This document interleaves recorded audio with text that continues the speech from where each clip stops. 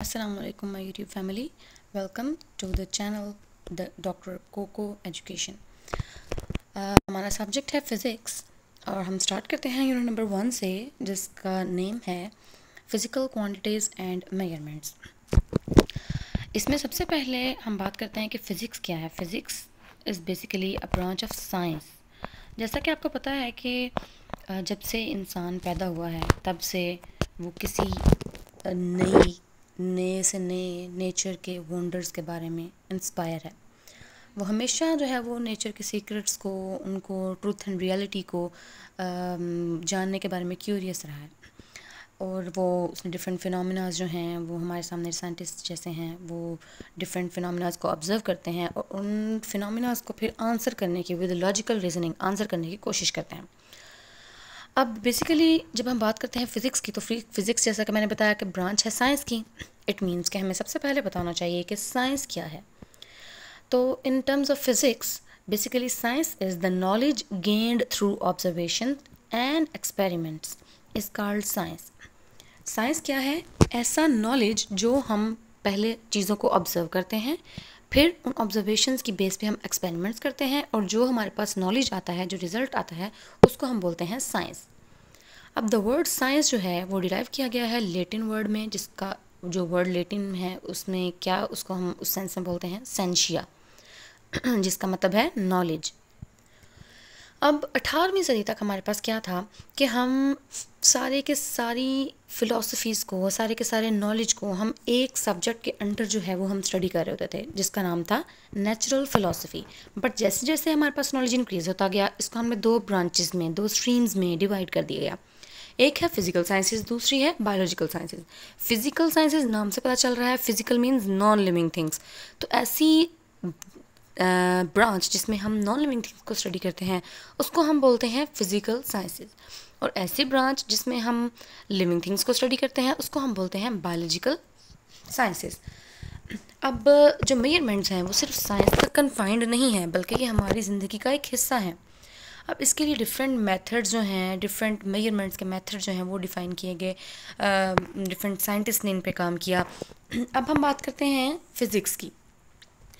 तो basically physics जो है उसके इंट्रोडक्शन की बात करें तो उसको फ़िज़िकल साइंसेस को 19th सेंचुरी में आके 5 ब्रांचेस में डिवाइड कर दिया गया, जिसमें मेन ब्रांचेस जो थी 5 वो क्या थी? Physics, chemistry, astronomy, geology and meteorology. Okay, अब फ़िज़िक्स जो है वो बेसिकली इन सब में से मोस्ट फंडामेंटल ब्रांच थी। अब फिज़िक्स होती क्या है, फ़िज़िक्स की डेफिनेशन क्या है? In physics we study matter, energy and their interaction. अब मैटर क्या है? ऐसी कोई भी चीज़ जो कि जगह घेरे, हम उसे मैटर बोलते हैं। मैटर और उस चीज़ की एनर्जी क्या है, वो दोनों जब आपस में इंटरेक्ट करते हैं तो इसको हम बोलते हैं फ़िज़िक्स। अब फ़िज़िक्स के जो बेसिक लॉज हैं या प्रिंसिपल्स हैं वो हमें हेल्प करते हैं नेचर को स्टडी करने के लिए। अब जैसे ही ये कुछ सालों से, कुछ रीसेंट ईयर से हम देखें तो फ़िज़िक्स की ब्रांच में, फ़िज़िक्स की फ़ील्ड में बहुत तेज़ी से जो है वो प्रोग्रेस हुई है। बहुत ज़्यादा एप्लीकेशंस आई हैं फ़िज़िक्स की ब्रांच की बेस पे, साइंटिफिक प्रिंसिपल्स की बेस पे, जिनमें फॉर एग्ज़ाम्पल हम बात करते हैं कार। तो कार किस प्रिंसिपल पे बेस कर रही होती है? मैकेनिक्स पे। अब मैकेनिक्स क्या है? Mechanics is basically a branch of physics. वो क्या है वो हम आगे डील करते हैं। अब लाइक रेफ्रिजरेटर किस प्रिंसिपल पे वर्क करता है? थर्मोडायनामिक्स के प्रिंसिपल पे। अब अगर हम देखें हमारे इर्द गिर्द तो कोई हार्डली ही ऐसा डिवाइस हमें मिलेगा जिसमें फ़िज़िक्स यूज़ ना की गई हो। फॉर एग्ज़ाम्पल हमने अगर हैवी लोड्स को उठाना है, लिफ्ट करना है, तो उसके लिए हमें पुली चाहिए, पुलीज़ यूज़ होती हैं। इसके अलावा अगर इलेक्ट्रिसिटी की बात की जाए, बेसिकली आगे ब्रांचेस आ गई हैं, इनको हम बाद में पढ़ते हैं। ओके, सो अगर हम बात करें कि हमें हीट चाहिए, लाइट चाहिए, इलेक्ट्रिसिटी चाहिए, इलेक्ट्रिक फैंस हैं हमारे पास, उसके लिए हमारे पास इलेक्ट्रिक मोटर्स हैं। तो बेसिकली ये सारे मीन्स ऑफ ट्रांसपोर्टेशंस या मीन्स ऑफ डोमेस्टिक अप्लायंसेस, ये सारे के सारे ये हमारे पास कहाँ से आए हैं, किसकी बेस पे हैं, किसके प्रिंसिपल्स की बेस पे वर्क कर रहे हैं? फ़िज़िक्स पे। फॉर एग्ज़ाम्पल एसीज़, ये जो एयर कंडीशनर्स हैं, रेफ्रिजरेटर्स हैं, वैक्यूम क्लीनर्स हैं, washing machines, TV, telephone, computers, microwave ओवन्स and all that. इसका मतलब कि इन डिवाइसेस ने हमारी ज़िंदगी को पास्ट की बेस पे, मतलब पास्ट की बजाय, पास्ट की निस्बत बहुत ज़्यादा आसान कर दिया है। ठीक है, मतलब हम कैसे सोच सकते हैं कि हमारे हाथ पे एक हथेली पे हम पूरी दुनिया को देख सकते हैं। I am talking about mobile phones. हम एक मोबाइल फ़ोन में, एक लैपटॉप में, एक टैब में हम पूरी दुनिया को रिसर्च के बारे में हम सर्च कर सकते हैं। हम पिक्चर्स हम ले सकते हैं, सेव कर सकते हैं, अपने फ्रेंड्स एंड फेलोज़ को हम भेज सकते हैं। ओके, इसके अलावा हम रेडियो ट्रांसमिशन कर सकते हैं और उसको हम एज अ कैलकुलेटर भी यूज़ कर सकते हैं। अब हम बेसिकली बात करते हैं ब्रांचेस की। तो मेन ब्रांचेस ऑफ फिजिक्स, सबसे पहले है मैकेनिक्स। मैकेनिक्स क्या है? It is the study of motion of objects and its causes. कोई ऑब्जेक्ट मोशन कर रहा है, उसकी रीज़न क्या है और उसके मोशन करने से इफ़ेक्ट क्या मिले हैं। I hope you got my point. अगर एक कार जो है वो मूव कर रही है, वो चल रही है, तो वो क्यों चल रही है, उसके पीछे कॉज क्या है और उसके चलने से हमें फ़ायदा हो रहा है, नुकसान हो रहा है, वो क्या है, वो आगे इफ़ेक्ट्स। देन है हमारे पास हीट।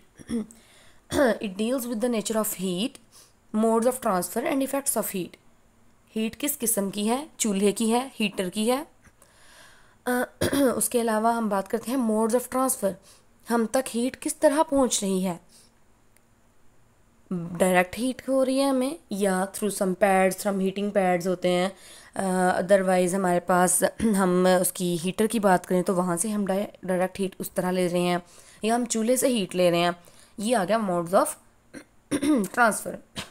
देन है हमारे पास कि उस हीट के हमें इफ़ेक्ट्स क्या मिल रहे हैं। Next branch is sound. It deals with the physical aspects of sound waves, their production, properties and application. Sound wave किस तरह की है, वो किस तरह प्रोड्यूस हो रही है, उसकी प्रॉपर्टीज़ क्या हैं, एप्लीकेशंस क्या हैं। सबसे पहले साउंड वेव्स की बात करें तो किसी के बोलने की आवाज़, लाइक जैसे मेरी आवाज़ आप तक पहुंच रही है, डेक की आवाज़, म्यूज़िक, माइक की आवाज़। क्लियर हो गया? उसके अलावा वो प्रोड्यूस किस तरह हो रहे हैं, मुंह से बोली जा रही हैं, माइक से थ्रू सम इलेक्ट्रिसिटी आ रही हैं। उनकी प्रॉपर्टीज़ क्या हैं, ऊंची है, कम है आवाज़, नीची है, हमें समझ नहीं आ रही। क्लियर हो गया? ये चीज़ें हो गई आवाज़ के बारे में, उसकी प्रॉपर्टीज़। एप्लीकेशंस, अब वो यूज़ कहाँ कहाँ हो रही हैं। तो यूज़ जैसे मैं बोल रही हूँ तो आपके पढ़ने के लिए जो है वो बोल रही हूँ, आपको इसका ये फ़ायदा हो रहा है। माइक से बोलेंगे तो ऊंची बोलने के लिए। क्लियर हो गया? नेक्स्ट है हमारे पास लाइट। इसको हम दूसरी वर्डिंग में हम इसको ऑप्टिक्स भी कहते हैं। It is the study of physical aspects of light. Light किस तरह की है, उसकी प्रॉपर्टीज़ क्या हैं, कम है, ज़्यादा है, सूरज की रोशनी है, एनर्जी सेवर की है। क्लियर हो गया? टॉर्च है, ये उसकी प्रॉपर्टीज़ हो गई कि वो थोड़ी है, मध्यम है और बहुत ज़्यादा क्लियर है लाइट। वर्किंग, वो किस तरह से काम कर रही है, कितने एरिया पे उसका इफ़ेक्ट आ रहा है। And use of optical instruments, और हम उन्हें ऑप्टिकल इंस्ट्रूमेंट्स में किस तरह से इस्तेमाल कर रहे हैं। ऑप्टिकल इंस्ट्रूमेंट्स में हमारे पास ग्लासेस आ जाते हैं, जो आई ग्लासेस लगते हैं बच्चों को। क्लियर हो गया? उसमें किस तरह रिफ्लेक्शन और रिफ्रैक्शन का प्रोसीजर हो रहा होता है। नेक्स्ट है हमारे पास electricity and magnetism.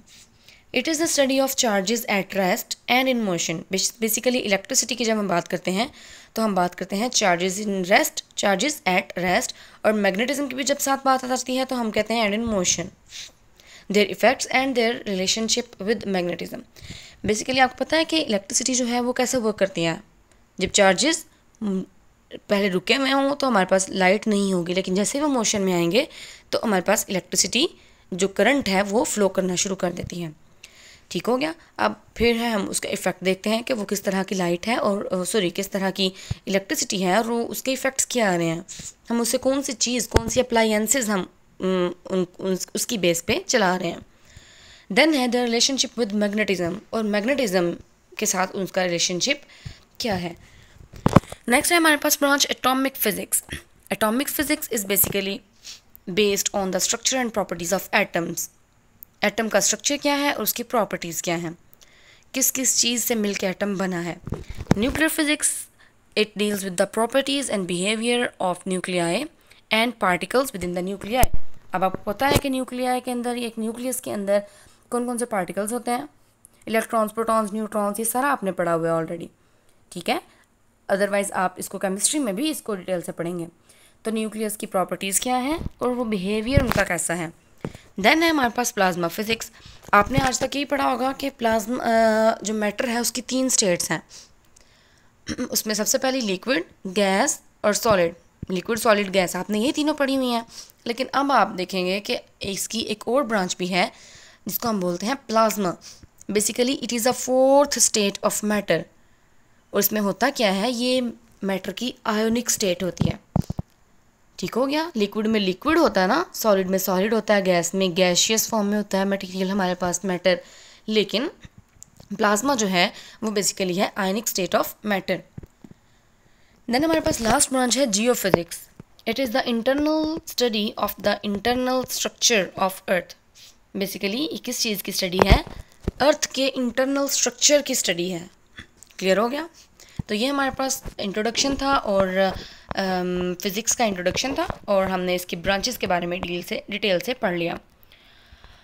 Okay, thank you so much for listening. Kindly अगर आपको हमारा चैनल भी अच्छा लगे और हमारी वीडियोस भी आपको पसंद आए तो इसको सब्सक्राइब ज़रूर कीजिएगा। मिलते हैं नेक्स्ट वीडियो में, जिसमें हम इंशाल्लाह अपना नेक्स्ट टॉपिक कवर करेंगे जो कि होगा physical quantities. Thank you so much. अल्लाह हाफ़िज़।